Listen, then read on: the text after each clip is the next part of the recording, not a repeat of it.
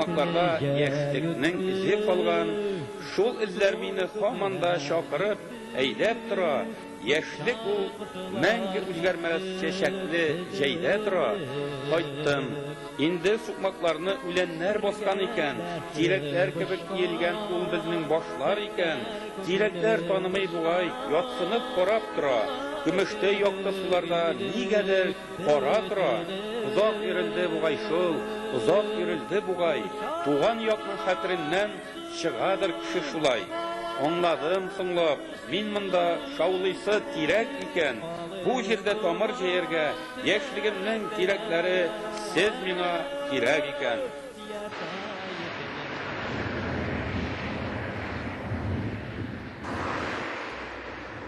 Без Менделеев районының Бәзәкә авылына юл тотабыз. Әле генә яңгыраган шигырь юлларының авторы күренекле шагыйрь Марсель Гыймазетдиновның туган төбәгенә. Ниятебез изге, якташыбызны искә алу, аның туып үскән нигезен, авылдашларын күреп, матур эш гамәлләрен хәтерләрдә яңарту. Исәнмесез. Шушы була минем Марсель абыйның туган йорты? Менә Марсель абыйның туып үскән йорты шушы була инде җаным. Бу йорт 21-нче елда салынган, 85 яшьлек йорт инде бу. Марсель абыйым 17 яшькә кадәр шушы йортта үсте. Аннан соң инде 11 классын бетергәннән соң Алабуга институтка укырга керде. Хәзердә бушлык ни сез Хәзердә нигезне, әти-әни нигезен сүндерәсебез килмәй, яз көне кайткалап, җәй көне кайткалап, оныкларым белән йөрим инде. Ир кешегә үз гомерендә төп эш бурыч йөкләнә диләр. Йорт салу, ул үстерү һәм агач утырту. Марсель 4 алмагач утыртканмы? Менә шуның берсе исән инде. Картая бу алмагачларга 50 ел. Менә кичәктә утыртканмы? 10-15 яшьләр тирәсендә. Истәлек булып менә шу бер төп Антоновка алмагачы бар инде. 2 малай үстерде гөрләтеп. 2 егет тә, икесе дә югары белемле. Икесе дә Казан шәһәрендә яшиләр. Бизнесменнар. Йортлар салып яшиләр. Менә Марсель абыйның истәлекләре хәзер 4 оныгы бар. Улы Марсель Рөстәмебезнең 3 баласы бар. Маратыбызның беренче малае туды да Марсель дип исем кушты. Менә Марсельдән истәлекләр шулар. Марсель Гыймазетдинов яңадан туды. Аллаһның рәхмәте. Исән мин булсын.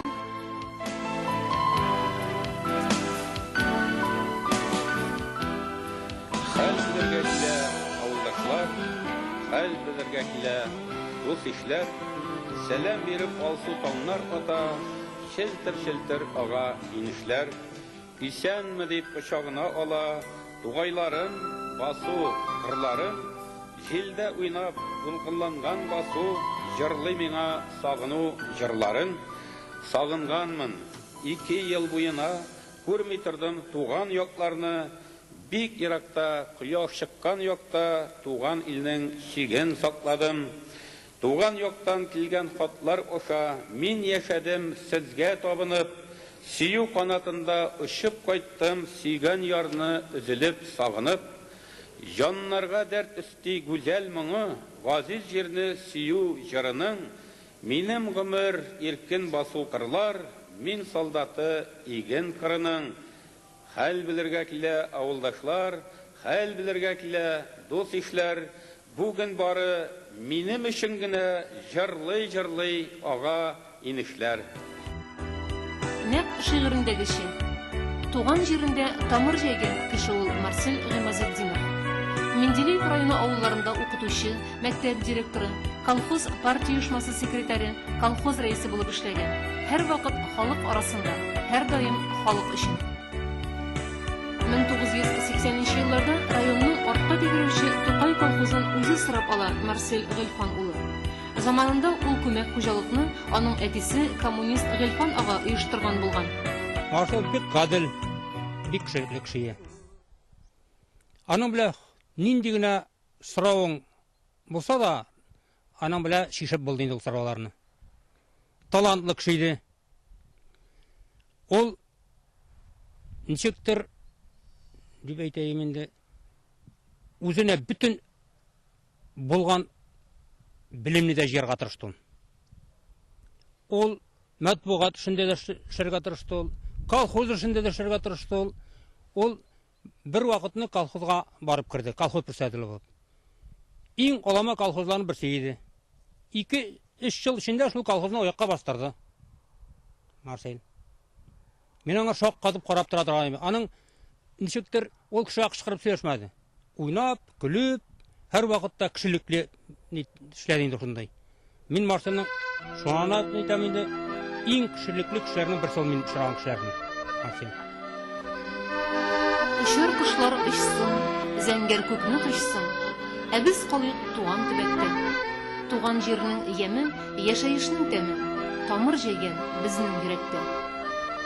Кулымнан каләме төшмәгән диләр Марсель абыйның. Минем ярты гомерем басу кырларда үтә, дип әйткән шагыйрь үзенең иҗаты турында.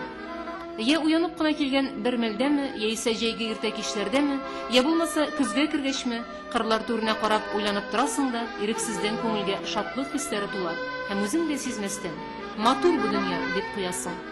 Мондый чакларда тормышның вак-төяк мәшәкатьләре бердән онытылып китә. Иркен сулыш белән яшисе килә башлый. Һәм мин шул уй хисләремне кудретемнән килгәнчә кәгазьгә төшереп барырга тырышам. Хат. Жырын сыза шона табаннары, салмак кына куам атымны, нишенче кат күңелемнән укыйм соңгысы дип язган хатыңны. Соңгы хат дип нокта куйгансың да, яшьләр тамган дәфтәр өстенә, җитәр инде багырым, газапланма, мин килермен, тик син көт кенә. Ак кагазьдә каләм изе сыман, шона шуа ак пар өстеннән, җавап хаты булып үзем барам, кунак булып киләм көтелгән. Бу кадрлар 1993 елда Казанда Муса Җәлил исемендәге опера һәм балет театрында шагыйрьнең иҗат кичәсеннән төшереп алынган. Башкала тамашачысы сөекле шагыйрен Марсель Гыймазетдиновны алкышларга күмә. Зур сәхнәдә аның шигырьләренә язылган матур җырлар яңгырый. Язлардан алалмыйм күземне, китмәсин, юксынам дисең син, туган җирнең китмәс кошлары без, аккыш канат кагына. Akışlar derede kalksa baş dereden yirgen Sandu kaşlar üzmek sayrıyım sarışlarını Varsınlar el yanına kırma akışlarını Sandu kaşlar üzmek sayrıyım sarışlarını Varsınlar el yanına kırma akışlarını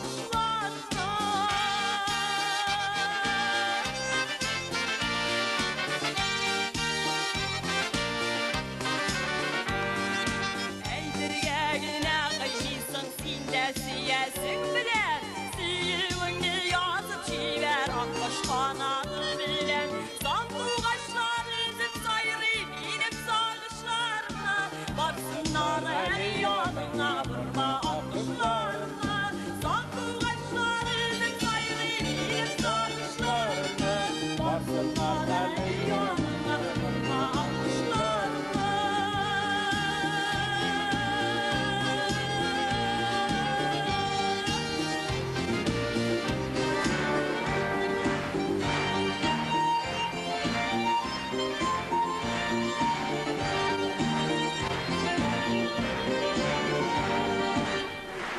Кадерле тамашачылар, барлык әдәбият һәм сәнгать әһелләре исеменнән, сезнең исемнән Марсель Гыймазетдиновка тагын да зуррак иҗат уңышлары телисе, аңа сәламәтлек, бәхетләр телисе килә.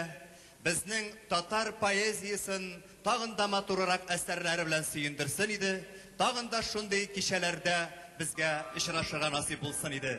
Бу изгетлек тормышка шуный калыр дип кем уйлаган ул вакытта? Бенефис кечесеннән соң нибары 40 көн үткәч, иҗат дәрте, яшәү көче ташып торган бер мәлдә 50 яшендә тутырмыйчы Марсель Гыймазетдинов безнең арадан мәңгегә китеп барыр дип кем уйлаган? Ни хәл итәсең? Кеше гомерләре Ходай Тәгалә кулында шул. Ә мин калыр идем яшел җәйдә, кояш нурларына ябышып. Күзләр белән тиңләп буламыни? Башкарак шул кеше язмышы. Табигать гел алмашынып тора. язлар белән тагын яшәрер, туган җирнең фасыллары белән мин яшәрмен, мәңге яшәрмен, дип язып калдырган иде Марсель Гыймазетдинов. Һәм ул яшь иде. Гомерен басу кырларга багышлаган шагыйрь халык күңелендә яши. Бер авылда эшләнә, аның фатихасы белән шигырьләр иҗат итә. Олы яшендә бер җыентык та чыгарган хәтта. Мин беренче язган шигырем туган авылым Бәзәкәм. Шул шигырьне мин күрсәттем Марсель Гилфановичка. Ул миңа шигырь язу теләге туздырды. Миңа дәртләндерде. Син ди булдырасың, Фәни апа, әйдә ябыш. Мин шуннан соң миңа дәрт кирип китте. Шуннан язып җибәрдем. Шигырьләрем арасында иң кадерлесе Марсель Гыймазетдиновка багышланганы, ди Фәни апа. Üç arkadaşım ışkı gitti tuta almadım. Üç arkadaşka gitme deyip eyti almadım. Üç arkadaşım yarak gitti koyta olmaz. Bütün kışık üç arkadaşka din bulamaz. Üç arkadaşını ondan gitmeyim, sondan gitmeyim. Bәхет миңа кире кайтмас, өмет итмим. Üç arkadaşım нигә инде ишеп киттең? Нигә соң син безне шулай ятим иттең? Сей Бәзәкә улларында Марсель Гыймазетдиновны белмәгән, юксынлаган кеше юктыр, мөгаен. Кемгә генә мөрәҗәгать итмә, һәр кайсы аның белән бәйле бер матур хатирә сөйләп бирә. Әнә укытучы Рәмзия Мөхәддинова Марсель Гыймазетдиновның тормыш һәм иҗат юлын өйрәнүгә, яшь буынны аның белән тәрбияләүгә күпме көч куйган. Шагыйрьнең музеен ачкан ул Бәзәкә мәктәбендә. Кайдагына эшләмәсен, аны үз иттеләр, яраттылар, һәр вакыт гадел булды. Гади кеше ягыннан сөйләде, гади кешене яклады. Менә шунысы беләндер ул халык күңелендә тирән ис калдырды, истәлек калдырды. Марсель абый вафат булгач, 93 елда, апрель аенда вафат булды ул. Миндә шул ук вакытта менә бер фикер килде. Безнең авылдашыбыз үзенең шигырьләре белән җиргә беркән кешеләр турында мактап, колхоз кырларында чойкаган, ойкалган игеннәр турында, башаклар турында язган шагыйрь турында әгәр дә без истәлек калдырырга уйламыйбыз икән, бу зур хата булыр. Безнең тарафтан аның истәлегенә хилафлык булыр дип уйладым мин. Ул вакытта мин 11нче сыйныф укучылар белән җитәкчелек итә идем. Бер тәрбия сәгатемне шушы темага багышладым. Безнең якташыбыз Марсель Гыймазетдинов дигән. Һәм балалар белән киңәшләштек, сөйләштек. Алар белмәгәннәр, мин аларга җиткердем. Һәм үземнең шушындый бер уем бар икәнлекне белдердем. Балалар моңа, беләсезме, шундый теләп катнаштылар. Шул көннүк инде апа килеп, без нәрсәдән башлыйбыз? Әйдәгез, планын төзи башлыйк. Бу музей бүлмәсенең әле музей бүлмәсе түгел бит әле ул. Ул бит зур әйтелгән музей дип. Марсель Гыймазетдиновка багышланган бүлмә генә. Шуннан башладык. Кызганычка каршы, хәзерге көндә Марсель Гыймазетдиновның музее эшләми. Түбәдән су үтеп экспонатлар әрем була башлагач, Рәмзия ханым аларны шагыйрьнең апасына тапшырырга булган. Менә сезгә бирәчәкмен Марсель абыйның туган авылым дигән иң беренче күңел дәфтәре. 5нче сыйныфтан инде яза башлаган дәфтәре. Рәмзия ханымда Марсель Гыймазетдинов турында китап язарлык материал бар. Тотынса, ул бу эшне һичшиксез йырып чыга алыр иде. Матди ярдәм күрсәтүче кеше табылса, әлбәттә. Әйе, язсаң, язарга чынлап та монда әйбер дә күп, мөмкинлекләр дә бар инде. Ләкин әле безнең Марсель абый турында шул күбрәк газета битләрендә генә чыкты. Без Марсель Гыймазетдиновның эзләре буйлап Бәзәкә авылында Менделеев каласында булдык. Халыктан аның хакында күп җылы сүзләр ишеттек. Әмма бер нәрсә күңелдә борчу уятты. Шагыйрьнең исемен саклау буенча биредә әле бик аз эшләнгән. Ул бит безнең авылның бер менә гәүһәр ташы шикелле кеше бит инде ул. Нәҗәли инде менә, например, язучылар, артистларга урамын куялар, тегесен куярмысын куя. Нәҗәли марсага куеп булмай шуны. Безнең Бәзәкәдә единственный бер кеше ул, шунда чыккан кеше. Бездә канча полковниклар, тегеләр, мадарлар бар. Ну, мондый шагыйрь кеше берәү генә ул шундай талантлы кеше. Китаплары бар, берәр экземплярда гына чыккан 3 китабы да бар. Менә соңгысы бездә юк ие. Син мине белмисең дигән китабы. Моны безгә Рим апа бүләк итеп бирде. Менә күрәсез, безнең күргәзмәдә бүтән китаплар берсе дә юк, бөтенесе дә кулда. Алар безгә җитешми. Җитми китаплары. Үзе исән чакта Марсель Гыймазетдиновның 3 шигырь җыентыгы тутыгы чыккан. Барысы бергә 8000 данә. Шуннан соң ул китаплар кабат бер тапкырда нәшер ителмәгән. Алар хәзер бик сирәк китапханәләрдә генә сакланган. Тормышның эченнән килде ул Марсель әдәбиятка. Без аны шуңа чак хөрмәт итәбез. Ул бик зиһенне, бик киң карашлы кеше иде. Аннан соң бит соңгы елларда колхоз председателе булып эшләде, авылны белә иде, җирне белә иде, җир кадерен белә иде. Һәм аның шигырьләрдә нәкъ менә җир, кешеләр турында, шул авыл кешеләр турында иде. Аннары бит менә Марсель җир кешесе булгач, соңгы елларда прозага да тартылып киткән иде. Ул менә үзе турында, җир кешеләре турында, гади колхозчылар турында, аларның проблемаларын күтәргән проза әсәрдә яза башлады. Ул аны төгәлләп бетерә алмады. Үзгәртеп куручылары, демократиячылары Марсель анда ул әсәрендә менә авылга калышлы күп кенә проблемаларны күтәргән иде инде. Дөрес итеп, тирән итеп, мәгънәле итеп. Марсельнең менә узакламый 65 еллыгы, аннан 70 еллыгы җитәчәк. Менә шул юбилей хөрмәте илә, уңай илә.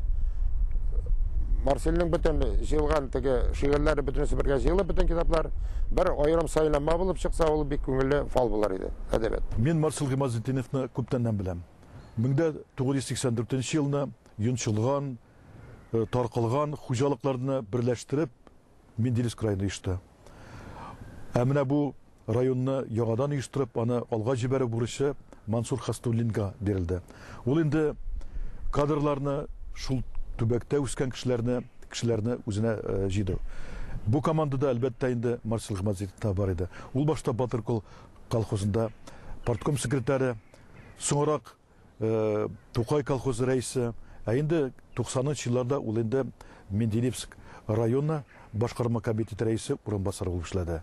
Ул бер вакытта да уфтанмады, зарланмады, ул милләтпәрвәр менә дигән җитәкче иде.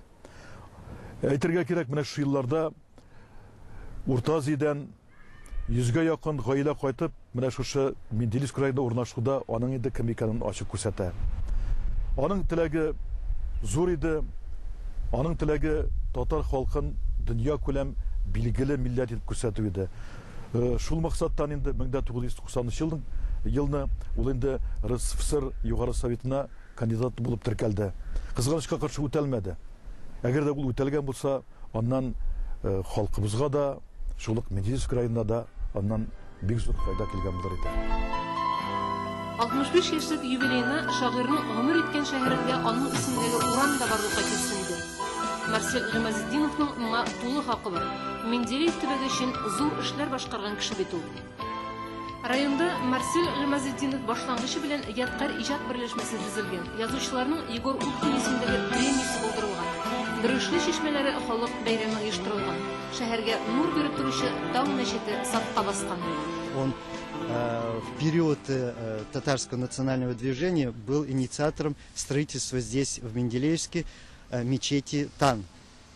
Сегодня эта мечеть уже существует, ее посещают мусульманы, но вот организовать сбор пожертвований, решить вопросы проектирования, строительства, он, конечно, в этом был очень активным человеком.